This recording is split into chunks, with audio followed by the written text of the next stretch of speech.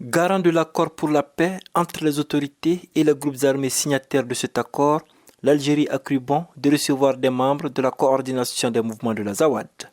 Ibrahim Traoré, membre du parti Aduma, se range aux côtés du pouvoir pour pointer l'Algérie comme principal responsable de cette situation. L'Algérie est censée être le garant de l'application de l'accord pour la paix et la réconciliation issu du processus d'Alger. C'est dans cet esprit sûrement que l'Algérie a expliqué, en tout cas avoir pris des initiatives. Mais ces initiatives ne devront en aucun cas être prises sans associer l'autre partie au conflit. Et surtout qu'il s'agit quand même d'un État souverain.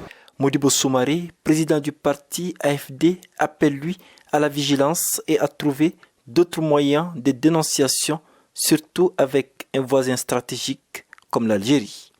Il est important qu'un pays avec lequel nous partageons 1400 km de frontières, qu'on puisse échanger et surtout privilégier le dialogue avec ces pays. Donc moi j'espère de tout cœur que le président de la transition va s'impliquer, que le Premier ministre va s'impliquer, que le ministre des Affaires étrangères va utiliser tout son génie pour éteindre ce feu. La crise est là. Les deux pays ont rappelé leurs ambassadeurs après que ceux-ci aient été convoqués par leur pays d'accueil. Il est temps maintenant d'aller à la résolution de cette crise naissante.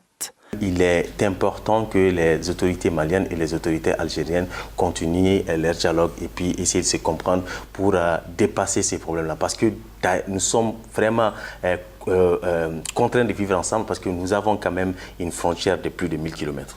Le Maroc, avec son initiative d'ouvrir l'Atlantique aux pays du Sahel, comme le Mali, le Niger et le Burkina Faso, tente, selon des observateurs, de se positionner. Son apport ne serait pas le même que celui de l'Algérie, à en croire Alpha Hadi Koina, spécialiste de la géopolitique. Le Maroc est plus utile sur le plan économique. Mais en ce qui concerne le plan sécuritaire, l'Algérie, c'est le pays qui fait frontière avec notre pays et dont, en fait, il faut les rappeler aussi, c'est que les populations du nord du Mali ont un lien étroit avec les populations du sud de l'Algérie. Ce qui fait que, d'une manière, les familles qui sont au sud de l'Algérie et les familles qui sont au nord du Mali sont les mêmes. Et des fois, en fait, la majorité des cas, par exemple, à Kidal, il y a une bonne partie de la population qui a la nationalité algérienne.